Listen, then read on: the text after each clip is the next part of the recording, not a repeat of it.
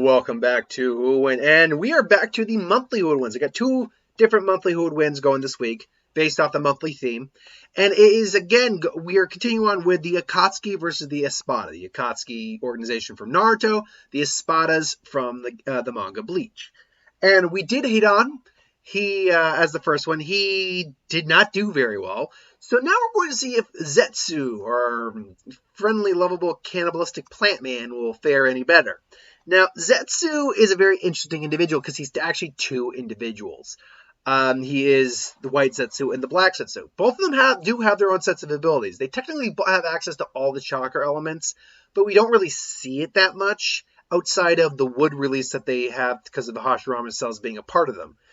Black Zetsu is a bit more capable of malleability. He's capable of possession a lot because his body is very unique. It's kind of like a living mass of darkness.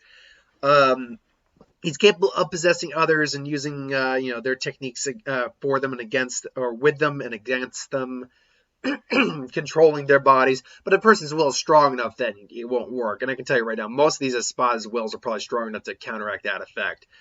But both these guys are basically capable of using the wood release, not the same effect as the first Hokage, which was on the level of creating like villages and forests and things, but still effective nonetheless.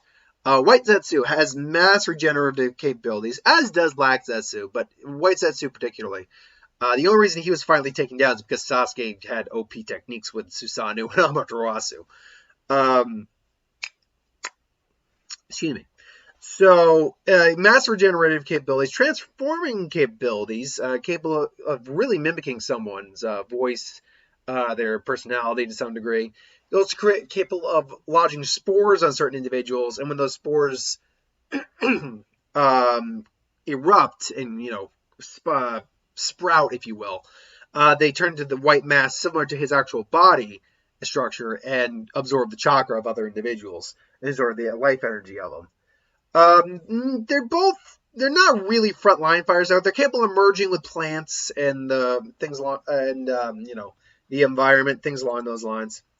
They're not frontline fighters though, which I'll tell you right now isn't going to really bode well for them in this fight, because if they're not frontline fighters, it ultimately means that they don't have a lot of overall power. They're very tricky and they're very dangerous, but not in the sense of overwhelming fighters with abilities that can warp the planet, per se.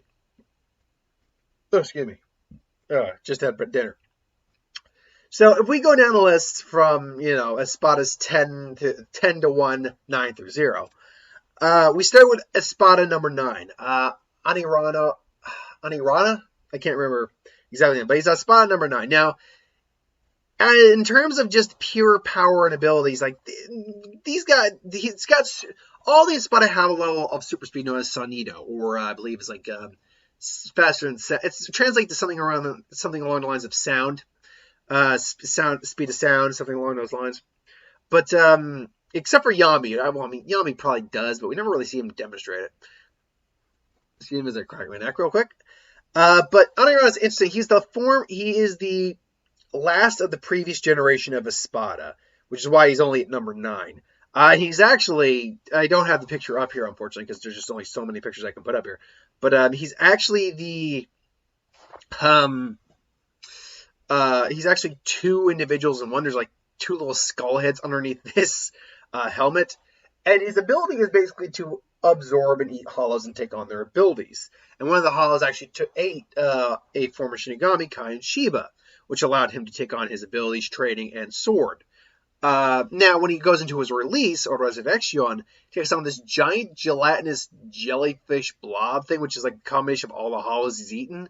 Apparently, it's all the powers demonstrated from that. Hell, a sword isn't even really a sword. It's a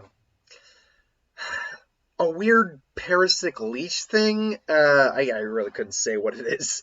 But point being, if Zetsu went up against this guy, Zetsu would probably be able to manage okay against him in just his base form. He'd struggle against the Kai and Shiba form of it, definitely. Again, the overall problem is there's not a lot of offensive abilities.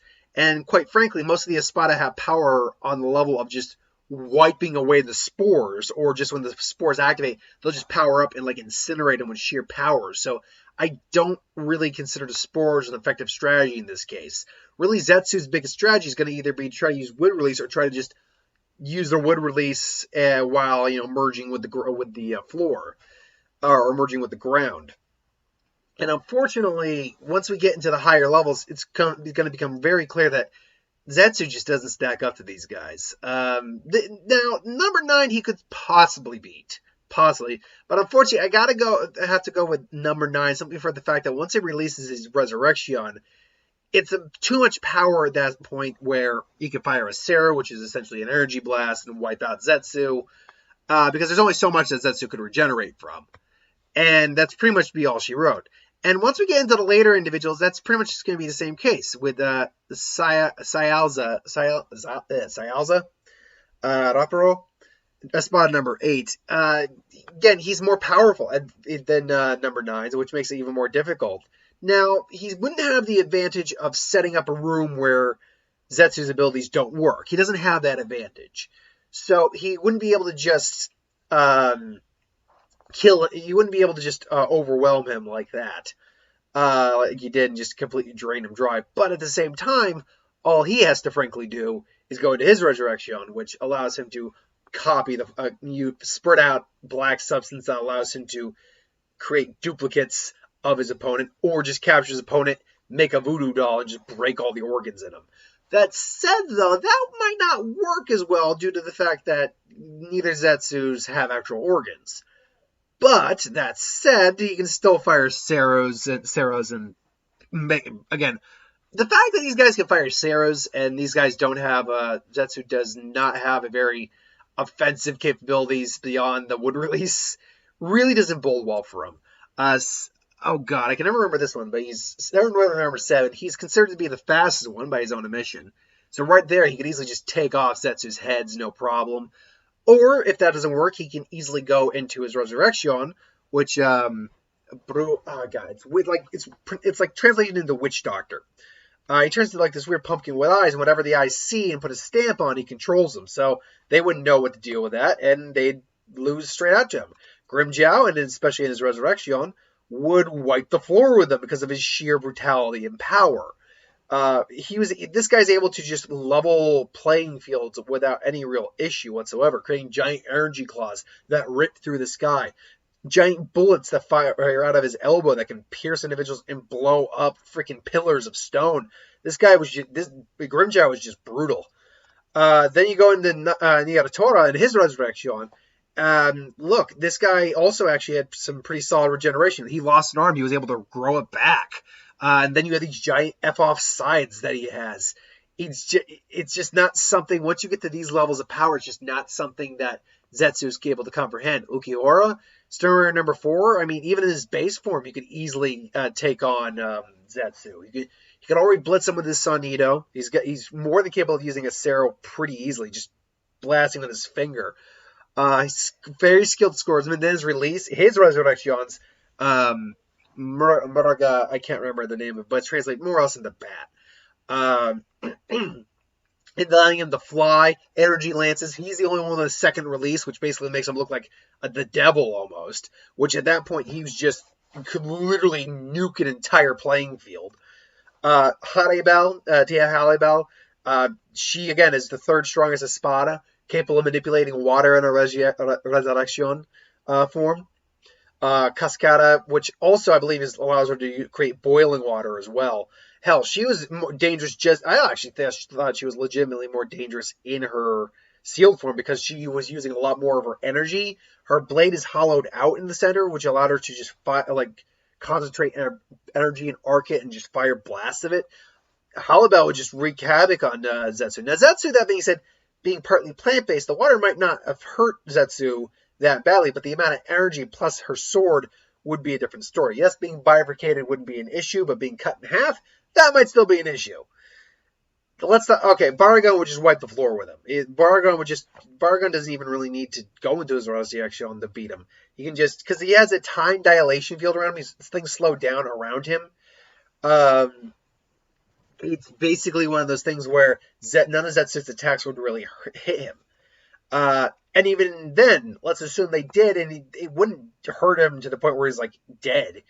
His hero would probably block off most of that as attacks, and then all he has to do is just an Espada and age them into dust. That includes Black Zetsu, whose body is very difficult. Stark is the Prima, the number one.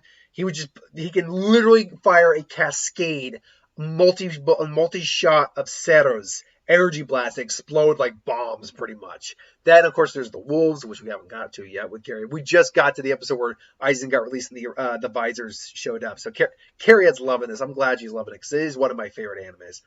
But no, Stark would pretty easily own Zetsu. And then Yami. Yeah, I don't think there's much that, because all Yami has to frankly do is just wide range, just one giant Cero from his mouth and just obliterate the playing field completely. Even if Zetsu does merge with the ground, it's going to take a lot. He's got to get hightail it fast, or he's just going to get blown away, ground and all. So unfortunately, Zetsu doesn't stack up to any of the Espada at all. Now, where does that put us on the powers or the rating scale here, the scoreboard? Well, that means the Espada's got a big old. Can I make a 2 here? I don't know if I can make a 2. Wait a minute, 2. Ooh, and right now the Akatsuki ain't looking so hot with a big fat 0. Now I will say, yeah, the Hidan and Zetsu were probably the 2 least likely to get any wins. And when I looked over, I'm like, can they get any wins? And I quickly realized, no, they cannot. Without any real spoilers, everyone else got at least a win. So don't worry about people, the Akatsuki down the line. They definitely get some wins down the road. I'm not going to say who wins or ultimately who wins overall in terms of Espada or Akatsuki. But yes, the Espada are not going to just sweep the entire thing. They are going to have to work for this if they win at all. In fact, maybe it'll be an upset. I mean, I know who it's going to be. I'm just creating suspense. The Espada are definitely going to have to... Actually, trust me, the Espada are going to have their work cut out for them come some of the later guys. So, yeah, trust me, this is far from over yet for the Akatsuki. But yeah, unfortunately, Zetsu and Hidan, they both get swept. But we'll see what happens next time. Next time will be on Wednesday. Thanks for watching, though. Hope you enjoyed. Like, comment, share, and subscribe. As always, who wants to review something, put in the comments below. Let us know. We'll do a review of it at some point. Ideas for who would win, Star Wars, Superhero Magic, What If, anything we do on the channel, put that in the comments below as well. I'll get to that at some point. So I'll be back tomorrow with a Lantern Corps video and another Who Would Win. Thanks, and have a good one.